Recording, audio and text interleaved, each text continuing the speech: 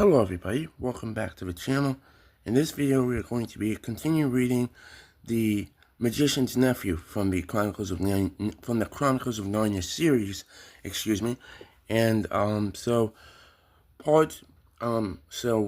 we've read chapter 1, 2, 3, 4, 5, and 6, and 7 and 8.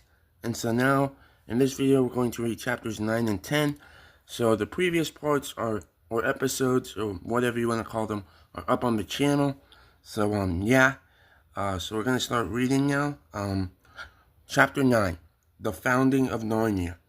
The lion was pacing to and fro about that empty land, and singing his new song. It was softer and more lilting than the song by which he had called up the stars and the sun. A gentle rippling music, and as he walked and sang, the valley grew green with grass. It spread out from the lion like a pool. It ran up the sides of the little hills like a wave. In a few minutes, it was creeping up the lower slopes of the distant mountains, making that young world every moment softer. The light wind could now be heard ruffling the grass.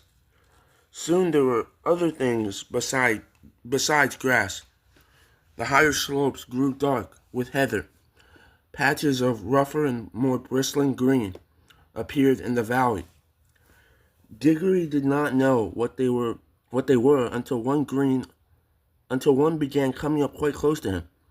It was a little spiky thing that threw out dozens of arms and covered these arms with green and grew larger at the rate of about an inch every 2 seconds. There were dozens of these things all round him now. When they were nearly as tall as himself, he saw what they were. Trees, he exclaimed. The nuisance of it, as Polly said afterward, was that you weren't left in peace to watch it all. Just as Diggory said trees, he had to jump because Uncle Andrew had sidled up to him again and was just going to pick his pocket. It wouldn't have done Uncle Andrew much good if he had succeeded, for he was aiming at the right-hand pocket because he still thought the green rings were homeward rings.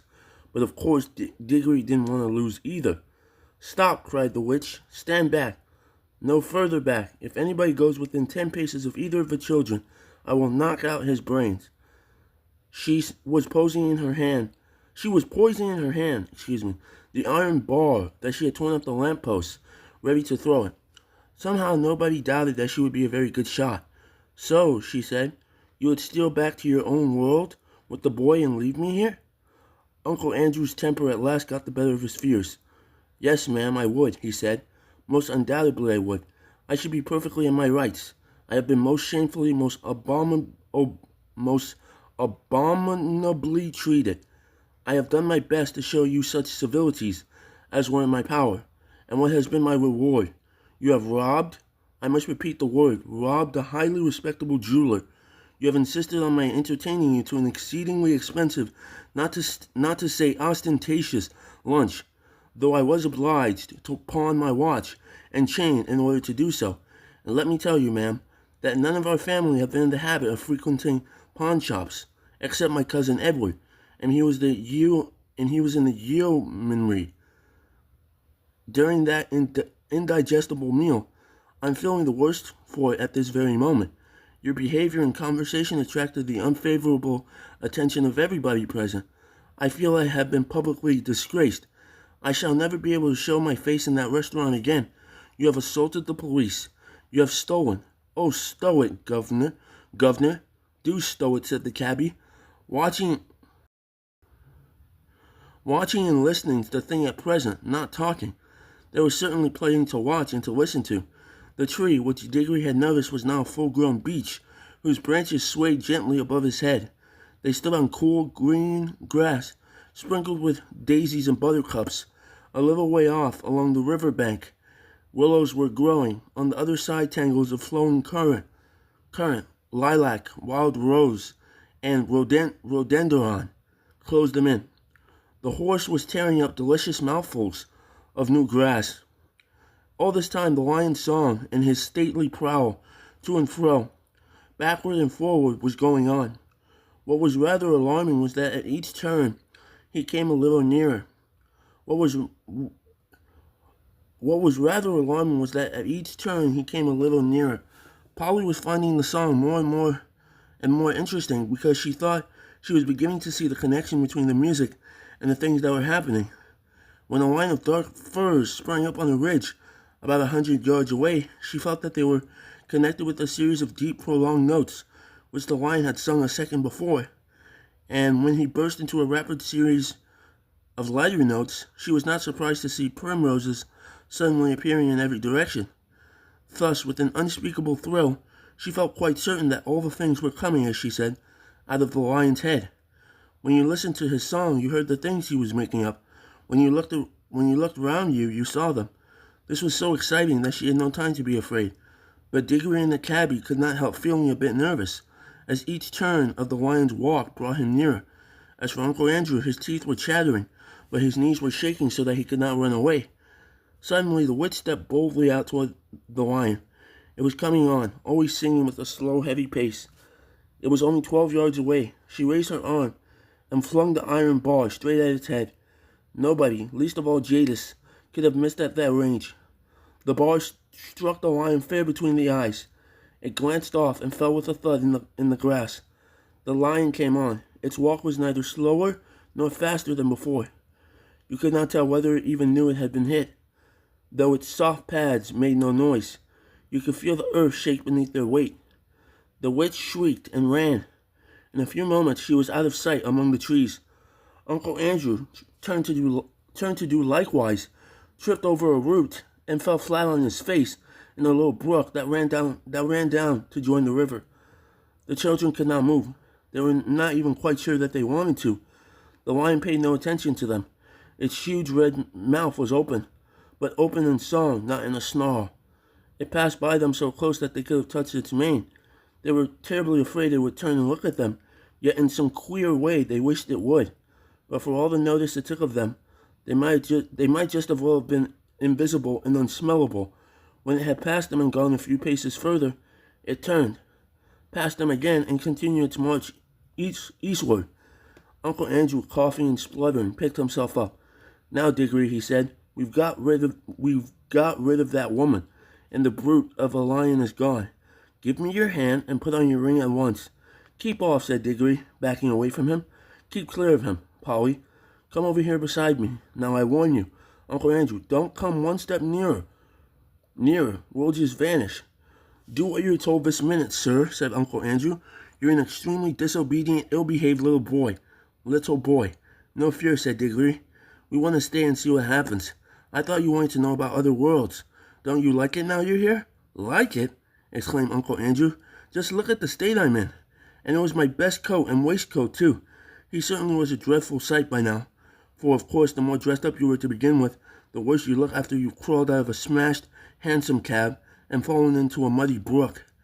"I'm not saying," he added, "that this is not a most interesting place. If I were a younger man now, perhaps I could get some lively young fellow to come here first. One of those big game hunters. Something might be made out of this country. The climate is delightful. I've never felt such air. I believe it would have done me good if circumstances had been more favorable. If only we'd had a gun." "Gonna be blowed," said the cabby.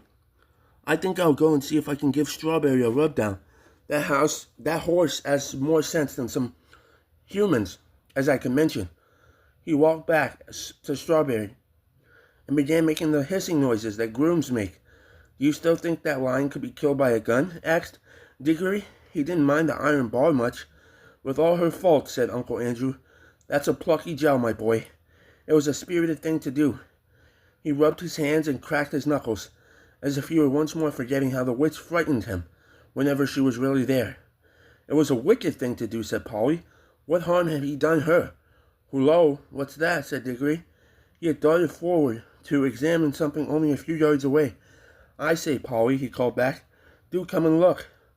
Uncle Andrew came with her, not because he wanted to see, but because he wanted to keep close to the children. There might be a chance of stealing their rings. But when he saw what Diggory was looking at, even he began to take an interest. It was a perfect little model of a lamppost, about 3 feet high, but lengthening and thickening in proportion as they watched it. In fact, growing just as the trees had grown. "It's alive, too. I mean, it's lit," said Diggory, and so it was, though of course the brightness of the sun made the little flame in the lantern hard to see unless your shadow fell on it. "Remarkable, most remarkable," muttered Uncle Andrew. "Even I never dreamed of magic like this. We're in a world where everything, even a lamppost, comes to life and grows. Now I wonder what sort of seed a lamppost grows from." "Don't you see?" said Diggory. "This is where the bar fell. The bar she tore off the lamppost at home. It sank into the ground, and now it's coming up as a young lamppost, but not so very young now. It was as tall as Diggory while he said this." "That's it. Stupendous, stupendous," said Uncle Andrew, rubbing his hands harder than ever. "Ho, ho, ho. They laughed at my magic. That fool of a sister of mine thinks I'm a lunatic. I wonder what they'll say now. I have discovered a world where everything is bursting with life and growth. Columbus. Now they talk about Columbus. But what was America to this? The commercial possibilities of this country are unbounded.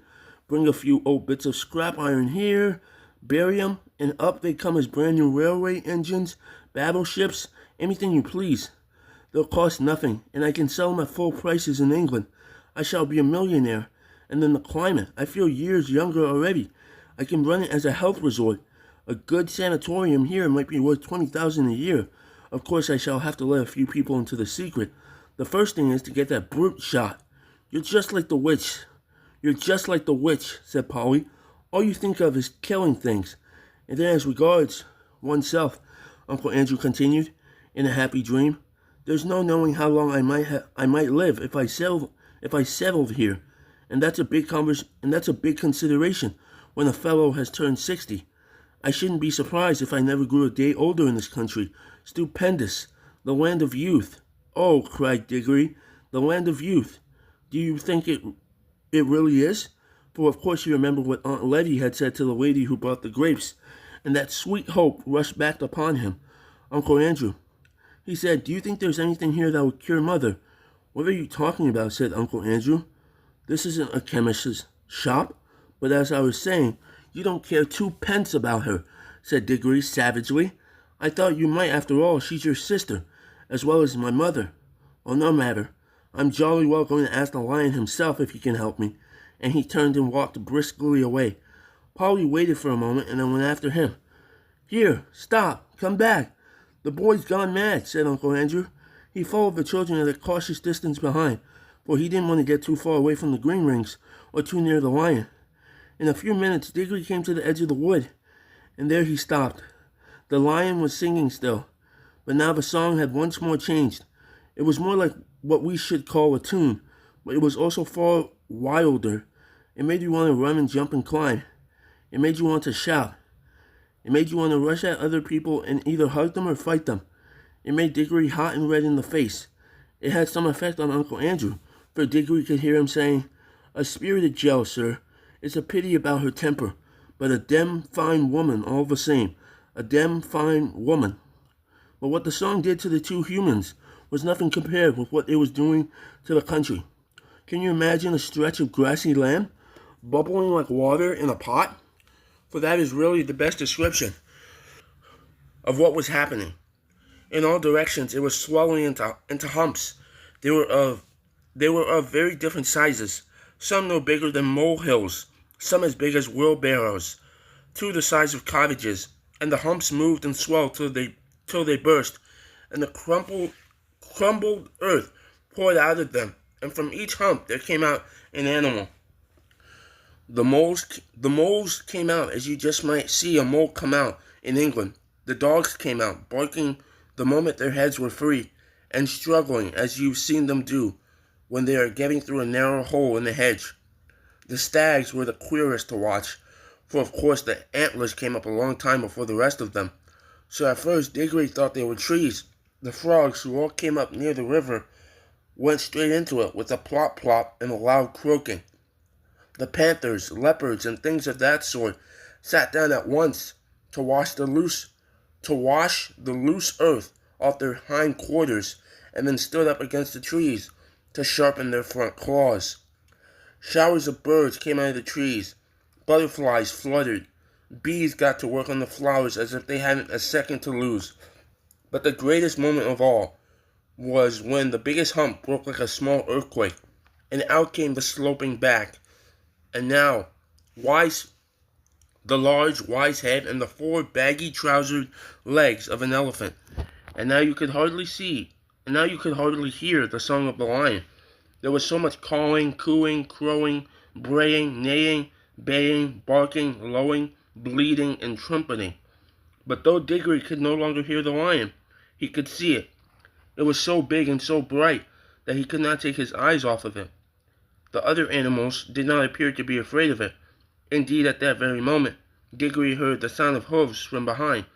A second later, the old cab horse trotted past him and joined the other beast. The air had apparently suited him as well as it had suited Uncle Andrew. He no longer looked like the poor old slave he had been in London. He was picking up his feet and holding his head erect. And now for the first time the lion was quite silent.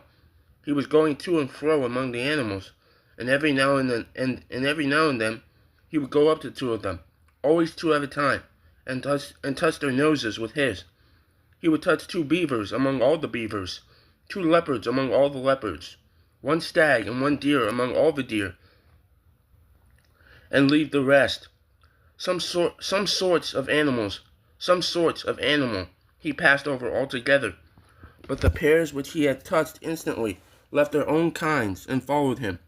At last he stood still, and all the creatures whom he had touched came and stood in a wide circle around him. The others whom he had not touched began to wander away. Their noses faded gradually into the distance. The chosen beast who remained were not utterly silent, all with their eyes fixed intently upon the lion. The cat-like ones gave an occasional twitch of the tail, but otherwise all were still. For the first time that day there was complete silence, except for the noise of running water. Diggory's heart beat wildly. He knew something very solemn was going to be done.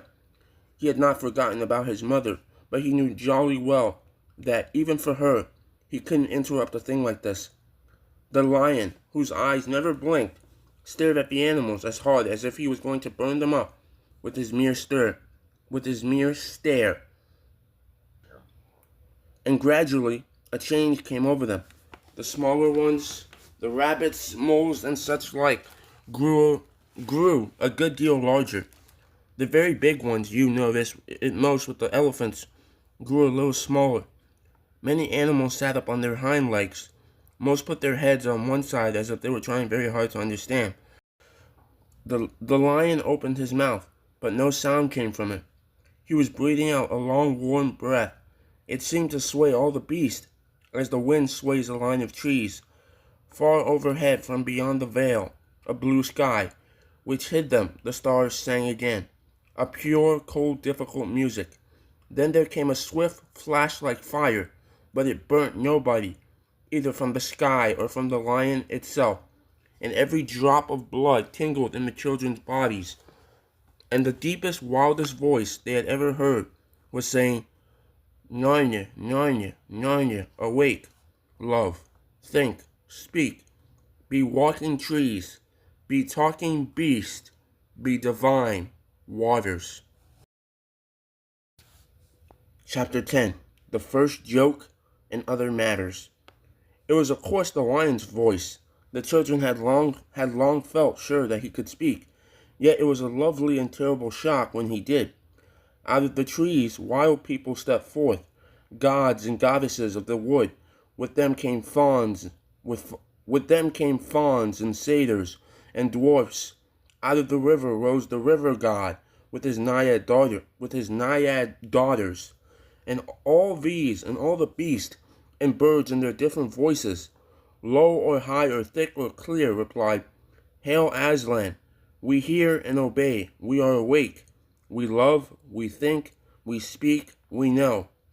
But please, we don't know very much yet, said a nosy and snorty kind of voice, and that really did make the children jump, for it was the cab horse who had spoken. Good old Strawberry, said Polly. I am glad he was one of the ones picked out to be a talking beast. And the cabbie, who was now standing beside the children, said, Strike me pink.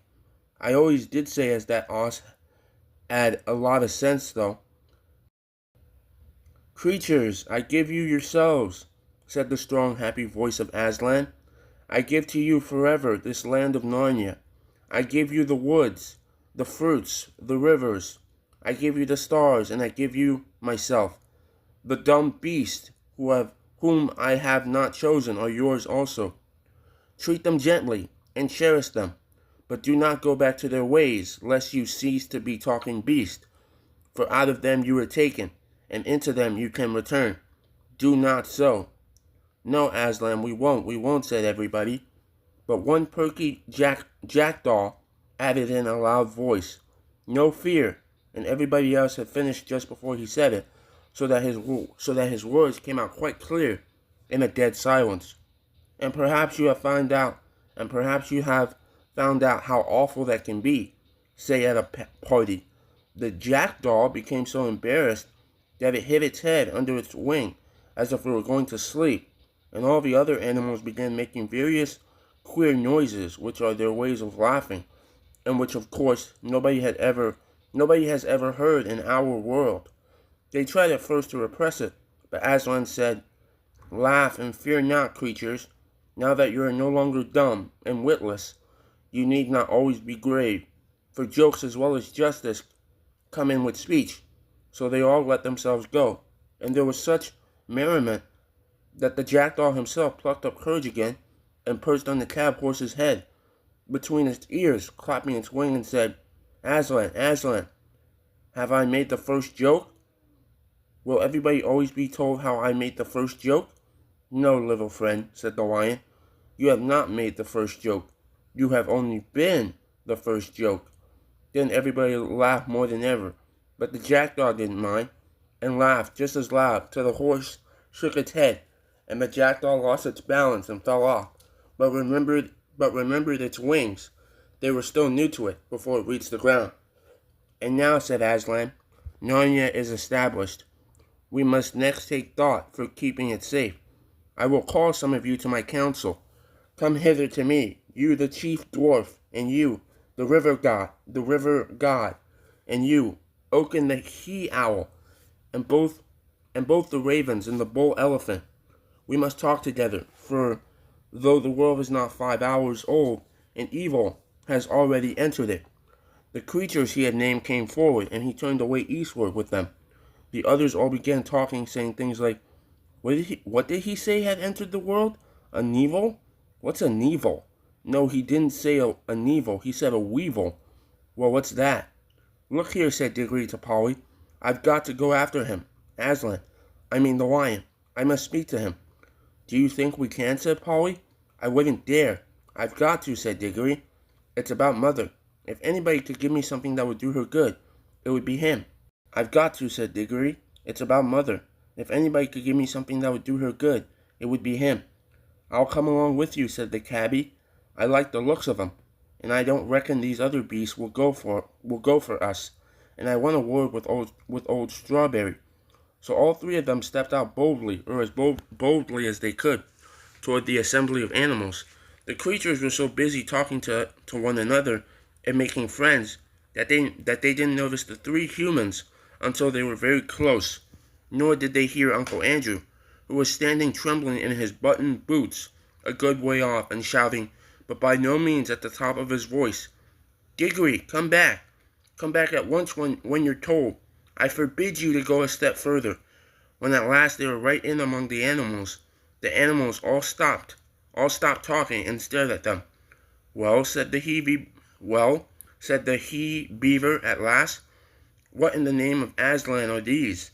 Please, began Diggory in a rather breathless voice.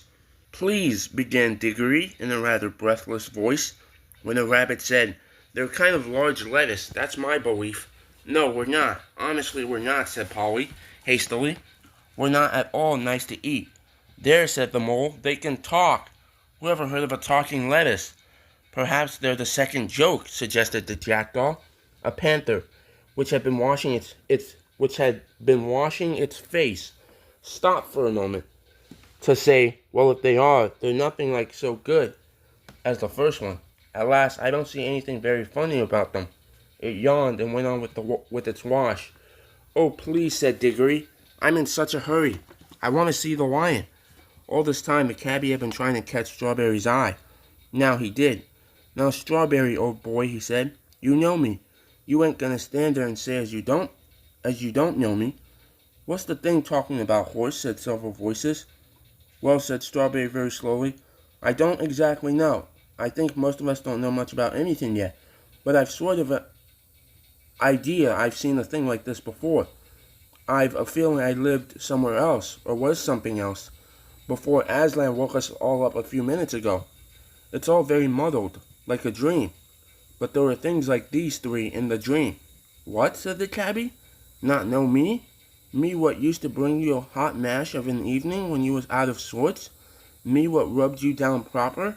Me what never forget to put your cloth on you if you was standing in the cold? I wouldn't have thought it of you, Strawberry. It does begin to come back, said the horse thoughtfully. Yes, let me think now. Let me think. Yes, you used to tie a horrid black thing behind me and then hit me to make me run. And however far I ran, this black thing would always be coming rattle, rattle behind me. We add our living to earn, see, said the cabbie. Yours the same as mine. And if there hadn't been no work and no whip, there had been no stable, no hay, no mash, and no oats. For you did get a taste of oats when I could afford them, which nobody can deny. Oats, said the horse, pricking up his ears. Yes, I remember something about that. Yes, I remember more and more. You were always sitting up somewhere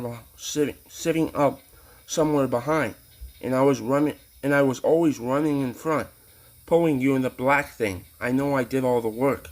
Summer, I grant you, said the cabbie, ought work for you and a cool seat for me. But what about winter, old boy? When you was keeping yourself warm, and I was sitting up there with my feet like ice, and my nose fair pinched off me with the wind, and my hands that numb, I couldn't hardly hold the reins.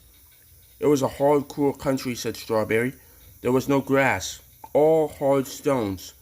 Too true, mate, too true, said the cabbie. A hard world it was. I always did say those paving stones weren't fair on any oss. That's run on, that is. I didn't like it no more than what you did. You were a country oss, and I was a country man. Used to sing in the choir. I did down at home. But there wasn't a living for me there. Oh, please, please, said Diggory. Could we get on? The lion's getting further and further away, and I do want to speak to him so dreadfully badly. Look, Strawberry, said the cabbie. This young gentleman has something on his mind that he wants to talk to the lion about. Him you call Aslan. Suppose you was to let him ride on your back, which Ed take it very kindly, and trot him over to where the lion is, and me and the little girl will be following along. Ride, said Strawberry. Oh, I remember now. That means getting on my back. I remember there used to be a little one of you two-leggers who used to do that long ago. He used to have little hard square lumps of some white stuff that he gave me. They tasted, oh, wonderful, sweeter than grass. Ah, that'd be sugar, said the cabbie. Please, Strawberry, begged Diggory. Do, let me get up and take me to Aslan. Well, I don't mind, said the horse, not for once in a way. Up you get. Good old Strawberry, said the cabbie. Youngin, I'll give you a lift. Diggory was soon on Strawberry's back, and quite comfortable, for he had ridden bareback before on his own pony. Now do gee up, Strawberry, he said. You don't happen to have a bit of that white stuff about you, I suppose, said the horse. No, I'm afraid I haven't, said Diggory. Well, it can't be helped, said Strawberry, and off they went. At that moment, a large bulldog, who had been sniffing and staring very hard, said, Look, isn't there another of these queer creatures over there, beside the river under the trees? Then all the animals looked, and saw Uncle Andrew, standing very still among the rhododendrons, and hoping he wouldn't be noticed. Come on, said several voices, let's go and find out. So while Strawberry was briskly trotting away with Diggory in one direction, and Polly and the cabbie were following on foot, Most of the creatures rushed toward Uncle Andrew with roars, barks, grunts, and various noises of cheerful interest. We must now go back a bit and explain what the whole scene had looked like from Uncle Andrew's point of view. It had not made at all the same impression on him as on the cabby and the children, for what you see and hear depends a good deal on where you are standing. It also depends on what sort of person you are. Ever since the animals had first appeared, Uncle Andrew had been shrinking further and further back into the thicket. He watched them very hard, of course, but he wasn't really interested in seeing what they were doing, only in seeing whether they were going to make a rush at him. Like the witch, he was dreadfully practical. He was dreadfully practical. He simply didn't notice that Aslan was choosing one pair out of every kind of beast. All he saw, or thought he saw, was a lot of dangerous wild animals walking vaguely about, and he kept on wondering why the other animals didn't run away from the big lion. When the great moment came and the beast spoke, he missed the whole point. He missed the whole point for a rather interesting reason. When the lion had first begun singing, long ago, when it was still quite dark, he had realized that the noise was a song, and he had disliked the song very much. It made him think and feel things he did not want to think and feel. Then when the sun rose and he saw that the singer was a lion, only a lion, as he said to himself, he tried his hardest to make believe that it wasn't singing and never had been singing, only roaring as any lion might in the zoo in our own world. Of course he can't really have been singing, he thought. I must have imagined it. I've been letting my nerves get out of order. Who ever heard of a lion singing? And the longer and more beautiful the lion sang, the harder Uncle Andrew tried to make himself believe that he could hear nothing but roaring. Now the trouble about trying to make yourself stupider than you really are is that you very often succeed. Uncle Andrew did. He soon did hear nothing but roaring in Aslan's song. Soon he couldn't have heard anything else even if he had wanted to. And when at last the lion spoke and said, "Narnia, awake," he didn't hear any words. He heard only a snarl and bayings and howlings. And when they laughed, well, you can imagine, that was worse for Uncle Andrew than anything that had happened yet. Such a horrid, bloodthirsty din of hungry and angry brutes he had never heard in his life. Then to his utter rage and horror, he saw the other three humans actually walking out into the open to meet the animals. The fools, he said to himself. Now those brutes will eat the rings along with the children, and I'll never be able to get home again. What a selfish little boy that Diggory is. And the others are just as bad. If they want to throw away their own lives, that's their business. But what about me? They don't seem to think of that. Nobody thinks of me. Finally, when a whole crowd of animals came rushing toward him, he turned and ran for his life. And now anybody could see that the air of that young world was really doing the old gentleman good. In London he had been far too old to run. Now he ran at a speed which would have made him certain to win the 100 yards race at any prep school in England. His coattails flying out behind him were a fine sight, but of course it was no use. Many of the animals behind her were swift ones. It was the first run they had ever taken in their lives, and they were all longing to use their new muscles. After him, they shouted. Perhaps he's that Neville.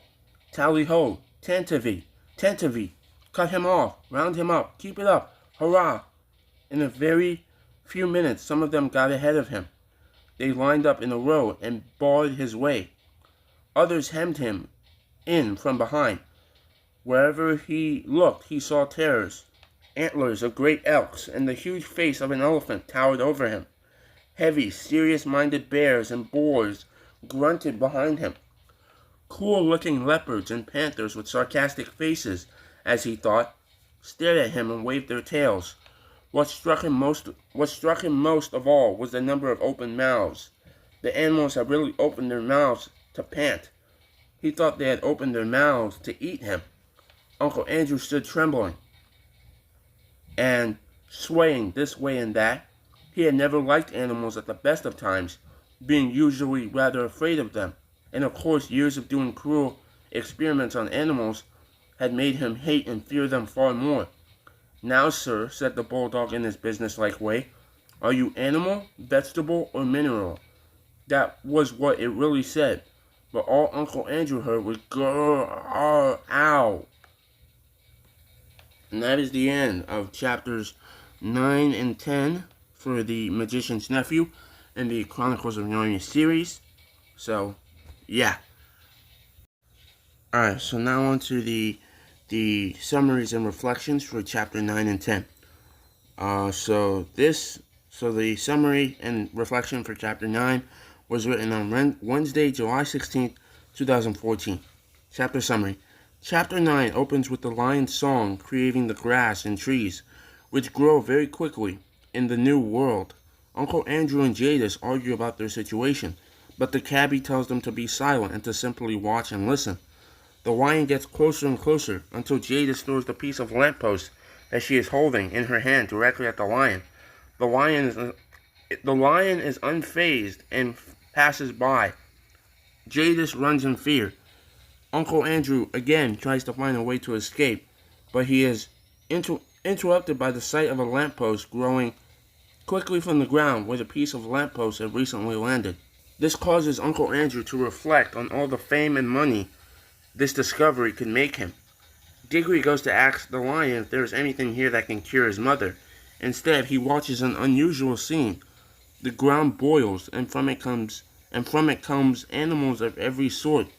The lion then chooses specific pairs of each type of animal. These animals encircle him. The lion breathes on them, and visible changes take place. The animals change size, shape. Then everybody hears a voice say, "Narnia, Narnia, Narnia, awake, love, think, speak, be walking trees, be talking beast, be divine waters." Page 48. Now, time for the reflection for chapter 9. Reflection. This is a chapter where both noise and lack thereof, henceforth known as silence, play an important role. As Narnia is being created, Uncle Andrew and the witch, Jadis, are having an argument about the horrible situation that has unfolded. In the middle of Uncle Andrew's lengthy rant, the cabbie says, "Oh, stow it. Watchin's and listenin's the thing at present, not talking." Page 44. Meanwhile, the lion is creating the new world with his song, and Polly realizes that the notes in the song are directly reflecting the changes that are occurring in the world around them, i.e., a series of quick, light notes are accompanied by the emergence of flowers. Later in the chapter, the emergence of the animals from the ground is accompanied by what you would expect, a great amount of animal noises. I imagine standing in the middle of a zoo just before it opens for the day, but as soon as the lion marks indicate which animals should encircle him, they do so, and because completely silent out of reverence, one would assume based on the allegory, here is the brief passage in which this occurs. For the first time that day, there was complete silence, except for the noise of running water. Diggory's heart beat wildly. He knew something very solemn was going to be done. He had not forgotten about his mother, but he knew jolly well that even for her, he couldn't interrupt a thing like this. Page 48. Noise and silence are important things in our lives and society, and we don't often understand the impact unless we are actively thinking about the impact. If I sit here and think about it, there have been rather significant moments where I have been incredibly aware of sound or silence. I remember driving away from my wedding reception with Laura, and within seconds of leaving the venue, I think the first thing I said was, "It is so quiet," compared to the noise and celebration of the last 3 to 4 hours. The silence was both surprising and much needed. If you've ever been at a sporting event, you know the impact of noise, and you know what loud noise or silence mean about your team's performance. Consider this video below, which is one of my favorite sports videos of all time, and think about the differences in noise had that shot not been made. And depending on where you live, you are used to some degree of noise. When you are laying down to go to sleep in an unfamiliar place, you notice the difference in noise, don't you? Most of us who don't live in a flight zone know the unfortunate circumstance of staying in an airport hotel near a busy airport. And those of us who live in a city of any size at all know the weird feeling of visiting that relative out in the country and how ridiculously silent it is when you're trying to fall asleep. You can hear your heart beating in your ear, and it's annoying the heck out of you, isn't it? This is getting lengthy, so I will conclude. Noise and silence are important in our society and in Narnia. Important enough that even children, Polly and Diggory, are keenly aware of its impact and importance. Now, something I want to say about the creation of Narnia that I found very interesting is, and also something I was not expecting, that Aslan literally creates Narnia by singing. That's I don't know. It's very, it's not what I was expecting. It's I don't know. It's different for sure. I mean, to create a whole world just by singing, that's pretty interesting. It's like when you hear that, you're like, really? But yeah, if you read the book, then yeah, that's what happens. Aslan literally creates Narnia by singing. So that's very, it's different. It's unique. It's very interesting. Uh, it's and not something I was expecting at all. So yeah. So that was chapter 9. That was the chapter 9 chapter summary and reflection. So now chapter 10. Okay. The Magician's Nephew. Chapter 10, The First Joke and Other Matters. This was written on Thursday, July 17th, 2014. Chapter summary. This chapter begins with other creatures of the mythological sort emerging to the lion's song. We learn the lion's name, Aslan. Aslan proclaims the animals in front of him talking beast and tells them to never go back to the ways of the dumb beast. A bird speaks too loudly. The talking beasts laugh at him, and the first Narnian joke has been made. Aslan encourages the joy/laughter. The cabbie, Polly, and Diggory go forward toward the talking beast, while Aslan goes the other direction to speak to a council of talking beasts about the evil that has already entered Narnia. The talking beasts try to make sense of cabbie, Polly, and Diggory. The cabbie's horse, named Strawberry, can now talk as well. Strawberry and the cabbie have a lengthy interaction about pros/cons of their life that they have lived together. Strawberry agrees to let Diggory ride on his back to go toward Aslan. The talking beasts spot Uncle Andrew hiding at the edge of the woods and chase after him. Uncle Andrew has so deluded himself that he cannot understand the talking beast, and he runs from them in terror. The talking beasts simply want to figure out who/what he is. Reflection. I think the most interesting part of this chapter, rather upsetting undertones, is the interaction between the cabbie and his horse, Strawberry. The cabbie, excited to speak with his beloved horse, seems ready for Strawberry to verbally recollect how well he has been taken care of by the cabbie. Strawberry does indeed remember the treats, oats, and sugar cubes, but a majority of the horse's memory is not too fond.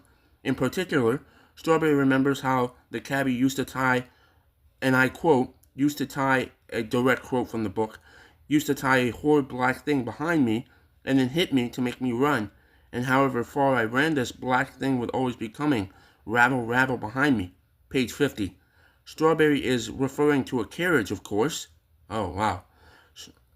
I wouldn't have been able to figure that out, although, if you actually context clues, you would be able to figure that out, but because of how never mind. Okay.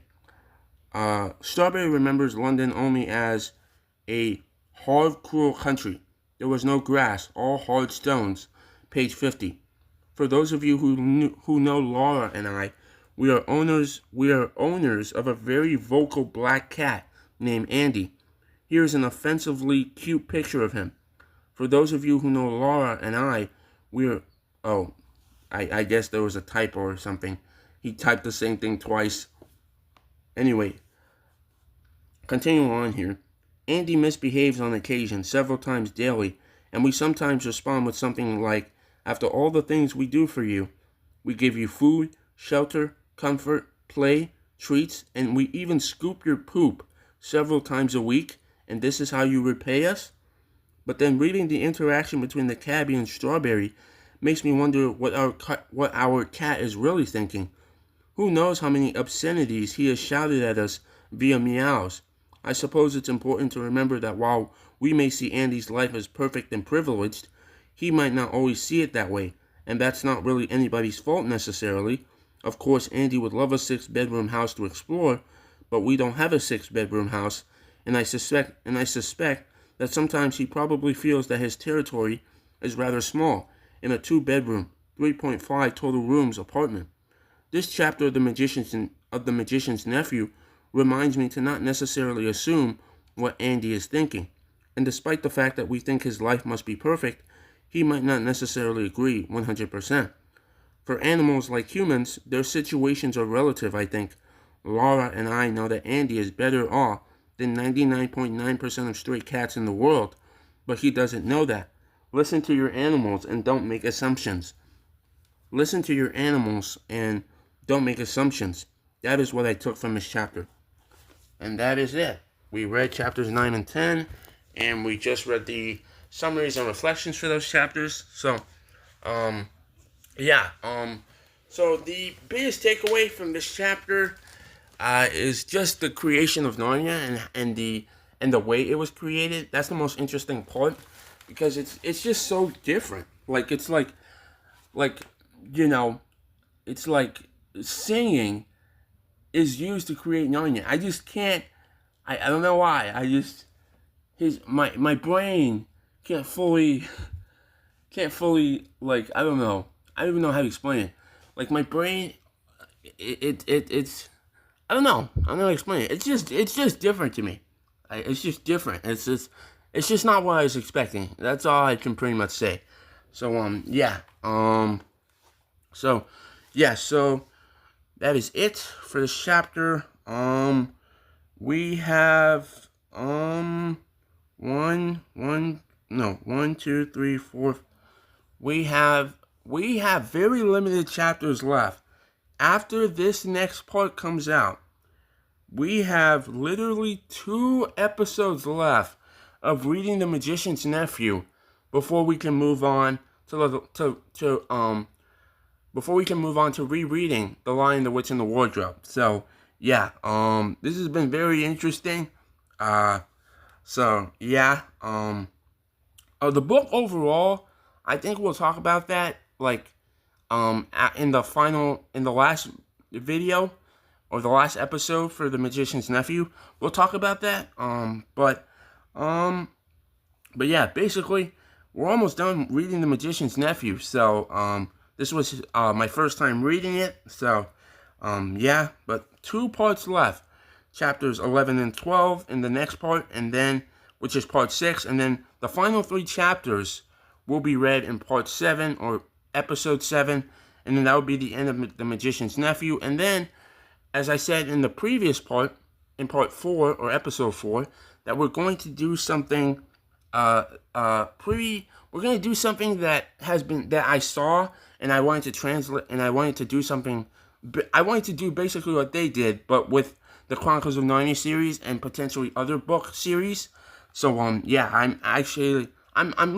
thinking it could be interesting. Like, I don't know if anybody's gonna watch it, but or watch any of these videos for that matter. But I'm still interested in trying to do that idea. That's pretty much it. Don't have much else to say. That's it. So part 6 and 7 are coming soon, and so bye.